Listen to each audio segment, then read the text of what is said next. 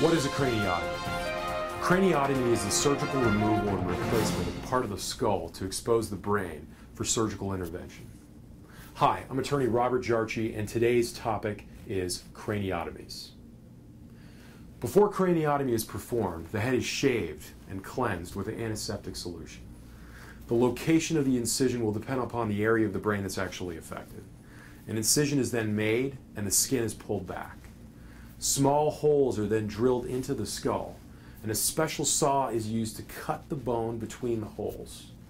The bone is then removed and the problem inside is corrected. The bone is then replaced and the skin is closed. Recovery. The hospital stay following a craniotomy may last as long as 14 days. Once discharged, fatigue is common and a full recovery may take up to 2 months. Reasons for surgery. There are various reasons for craniotomy. In traumatic brain injury, craniotomies may be performed to remove pooling blood, for example, a subdural hematoma.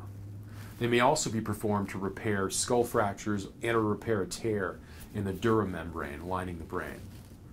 Craniotomies may also be performed to reduce intracranial pressure, in which case the bone flap, the portion of bone that's taken from the skull, may not immediately be replaced.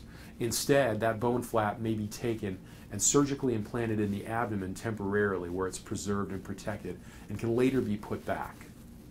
If the bone flap is never replaced, the procedure is called a craniectomy, and artificial bone may be used to reconstruct the skull at a later date under that procedure. If you or a loved one has suffered from a traumatic brain injury and you have any legal questions about your particular matter, I want to encourage you to pick up the phone and give me a call. I answer legal questions every day. That's part of my job, and I welcome your call. You can reach me at 888-3100-LAW. The word law translates into the number 529. You can also look me up on the web at greenbroilette.com.